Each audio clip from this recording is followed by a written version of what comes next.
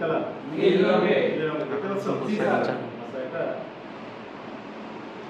দেখো এটাকে বলা হয় তুত, লেখা আছে তুত। তুতের আমরা একটু সংকেতটা আগে লিখে দিচ্ছি।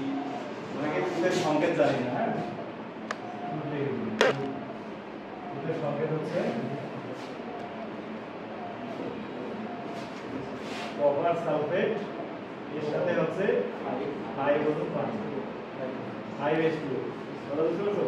কপার সালফেট 5H2 পানি। অর্থাৎ কপার সালফেটের সাথে 5 অনু পানি মিক্স করলে যে দ্রবণটা যে পদার্থ তৈরি হয় সেটা হচ্ছে কি দুধ। আমরা বলতে পারি যে এই যে দুধ আছে এখানে কয় অনু পানি আছে? 5 অনু পানি আছে। এই 5 অনু পানির পরিমাণটা আমরা কিভাবে বের করব সেটা আজকে আমরা দেখব। ঠিক আছে, চলো আমরা শুরু করি। এর জন্য আমাদের যে জিনিসগুলো লাগবে, প্রথমত দুধ লাগবে। এরপর এই জিনিসটার নাম হচ্ছে কি নাম? Porcelain basin. Porcelain basin. এটা হলো পোর্সেলিন বেসিনের মধ্যে থাকে ছোট বেসিন। ল্যাবরেটরিতে ব্যবহৃত ছোট বেসিন। এটা হলো পোর্সেলিন বেসিন। এরপর হচ্ছে আমাদের যে জিনিসটা চলতেছে এটার নাম কি? Speed lamp. এক ধরনের ল্যাম্প স্পিডের সাহায্যে চলে, তাই এর নাম হচ্ছে স্পিড ল্যাম্প। আমাদের স্পিড ল্যাম্প লাগবে। এই যে একটা অলরেডি আমরা জ্বালিয়ে দিয়েছি। এইটা আসলে তার জালি ঠিক এইরকমই হয়, তার জালি। এটাকে বলা হয় কি? তার জালি, মানে তার থাকে। আর এইটা হচ্ছে কয়টা পা আছে? এই জন্য এর নাম হচ্ছে ত্রিপদী স্ট্যান্ড। ত্রিপদী স্ট্যান্ড স্ট্যান্ড বলি না, ওর নাম হচ্ছে ত্রিপদী স্ট্যান্ড। এটা বুঝতে পারছো? এরপর এই যে আমাদের পোর্সেলিন বেসিনের ভর কতটুকু, তারপর আমাদের তুতের ভর কতটুকু, তুত সহ আবার পোর্সেলিন বেসিনের ভর কতটুকু, এটা জানা মানে ভর নির্ণয় করার জন্য আমাদের কি দরকার? একটা ওয়েট মাপার মেশিন, সেটা হচ্ছে আমাদের এখানে আছে। অনেক সূক্ষ্মভাবে মাপার জন্য ইলেকট্রিক ব্যালেন্স না, ইলেকট্রনিক ব্যালেন্স। এটা হচ্ছে ডিজিটাল পাল্লা বলতে পারি, তাই না? ডিজিটাল বলতে পারি। আচ্ছা, প্রথমত আমাদের যতটুকু নিব আগে তুতের ভরটা আমাদের নির্ণয় করতে হবে। তুতের পরিমাণটুকু বের করব। ধরে নিলাম এর মধ্যে এটাকে মাইনাস করে দিই। ওইটাকে মাইনাস করে দিয়ে তাহলে 0 করতে হবে না?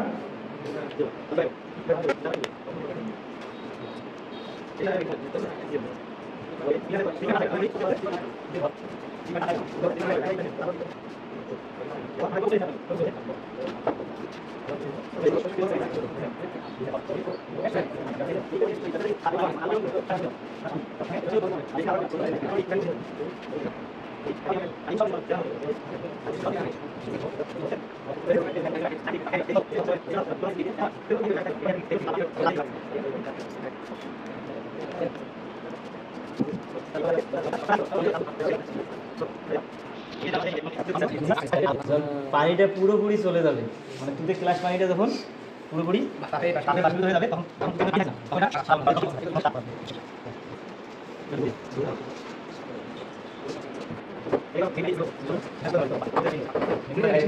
হ্যাঁ সব দেওয়া হবে। না দিলে আবার তোমার বাসা থেকে নিয়ে যাবে। দেখো সাদা হয়েছে, দেখো থেকে পানি লেগেছে, সাদা হয়েছে, বুঝলে না?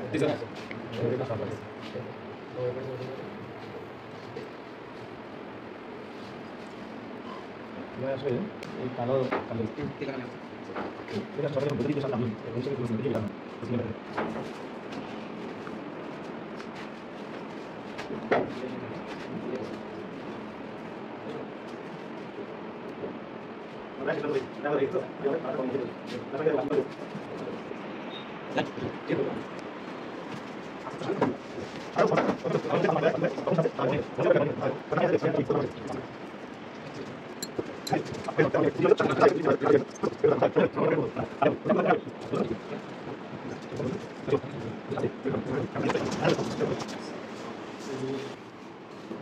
এখন আমরা কি করতেছি, বেসিন সহ আমরা কি করলাম, তাপ দিয়ে কপার সালফেট অর্থাৎ 5 অনু পানি, তুতের মধ্যে যে ক্লাস পানিটা ছিল সেটাকে কি ভেরিশ করে দিলাম, জলীয়বাষ্প হয়ে সেটা উড়ে গেছে, তাই না? এখন কি এটাতে এই তুতের মধ্যে আছে না?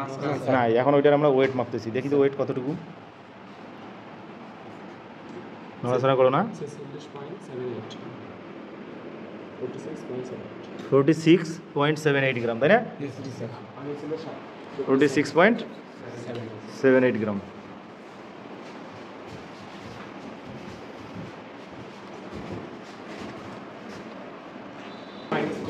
এটা হবে বেসিন সহ দাও।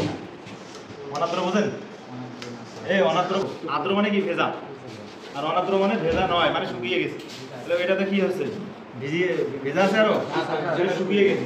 শুকিয়ে যাওয়া কপার সালফেট মানে এখানে কোনো ধরনের গ্লাস পানি নেই। পানিতে যে পানি দুধের মধ্যে যে পানি ছিল সেটা একবারে নেই, আছে একবারে আছে, একবারে নেই। আমরা তাপ দিয়ে ওটাকে উড়িয়ে দিয়েছি, তাই না? এটা হচ্ছে কি অনাদ্র কপার সালফেট, মানে অনাদ্র তুত আর কি, মানে আমরা লিখবো অনাদ্র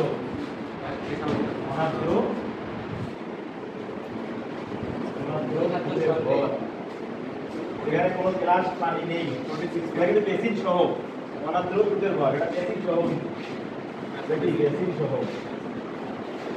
এবার ওইটাতে আসো না 46.78 গ্রাম। দেখো বেসিন সহ অনাদ্র দুধের ভর পেলাম 46.78, যেখানে আছে পানি নেই। আর বেসিন সহ দুধের ভর মানে যেখানে পানি ছিল, গ্লাস পানি ছিল, আমরা তার ওয়েট নির্ণয় করছি না, কত গ্রাম নির্ণয় করছি বলো তো? 47.93 গ্রাম। তাহলে আমরা ওইখান থেকে যদি এই যে অনাদ্র দুধের ভরটা বাদ দিয়ে দিই তাহলে পাবো কি না?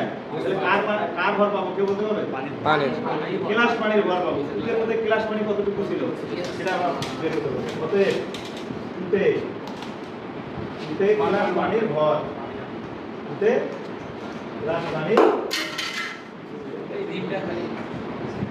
গ্লাস পানির ভর কতটুকু হবে এবার? তাহলে আমাদের বেসিন সহ দুধের ভর মানে যেখানে গ্লাস পানি ছিল তাপ দেওয়ার পূর্বে ওইটা ওই ভর থেকে 47.93 থেকে বিয়োগ করব তাপ দিয়ে যেটাকে উড়িয়ে দিলাম, মানে সাদা কপার সালফেট যেটা হলো সাদা মানে সেটা কিন্তু বিয়োগ করব 46.78 গ্রাম। এখন বিয়োগ করলে কত হয়? 1.115 গ্রাম। তাহলে কার ভর পেলাম আমরা? দুধের মধ্যে গ্লাস পানির ভর, গ্লাস পানি কতটুকু? 5 অনু। তাহলে 5 অনু পানির ভর দুধের মধ্যে আছে 1.15 গ্রাম। আমরা যতটুকু দুধ দিয়েছি তার মধ্যে আছে এত।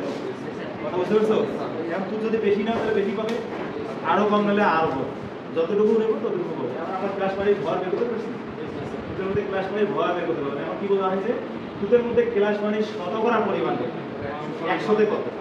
তাহলে এটা হচ্ছে কত? 47.93 গ্রামে পাইলাম 1.15 গ্রাম। আমরা কি লিখবো? অতএব 47.93 গ্রাম গ্লাস পানি সহ গ্লাস পানি সহ দুধের ভর,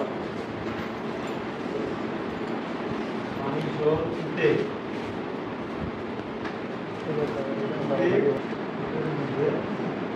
কপার সালফেট 500 পানি এর মধ্যে পাওয়া যায়, গ্লাস পানি পাওয়া যায়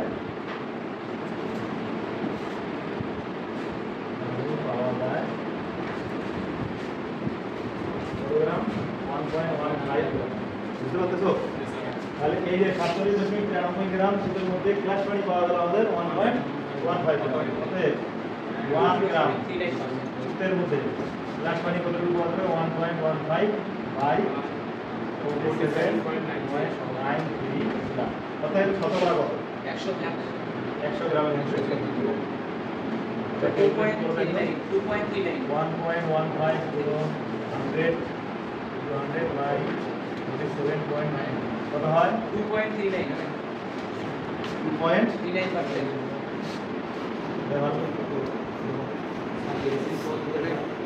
এই এটা কোন রে? ঠিক আছে 2.39%। তাহলে আমরা শতকরা কত পাইলাম? যতটুকু দিয়েছি তার মধ্যে কত পার্সেন্ট পেলাম? ক্লাস পানি শতকরা আমরা বের করতে পারছি। এর মধ্যে ক্লাস পানি শতকরা পরিমাণ একেবারে শতকরাতে বের করছি। তোমাদের কি বুঝতে হবে? এইভাবে তোমাকে তৈরি করতে হবে। দুধের শতকরা গ্লাস পানির পরিমাণ কত? তোমরা কি একজন বিষয়টা বুঝছো? এখন তোমরা নিজেরা বলতে চাইলে পারবা না করতে? আরো কারো কোনো প্রশ্ন আছে এরকম? এরকম কোনো প্রশ্ন আছে? না, পানি দিলে ওটা বুঝে বুঝে আমার ভয় দেবে। আমরা বের করতে পারছি কিনা? আমাদের এটা কিন্তু এসএসসি ফাইনাল পরীক্ষা এই ধরনের একটা আমাদের প্র্যাকটিক্যাল ব্যবহারিকের একটা পরীক্ষা থাকে। এই পরীক্ষাটা এইভাবে তোমরা যদি জেনে থাকো সেক্ষেত্রে স্যারকে বলবো যে স্যার আমি এটা পারি, আরও আমরা কয়েকটা শিখবো এর মধ্যে থেকে দেখবো যে তুমি দিয়ে দেবো। তোমার ওটার মধ্যে যেটা তোমাকে সহজ মনে হবে সেটা তোমার পরীক্ষা হবে। ঠিক আছে? ধন্যবাদ সকলকে সাথে থাকার জন্য।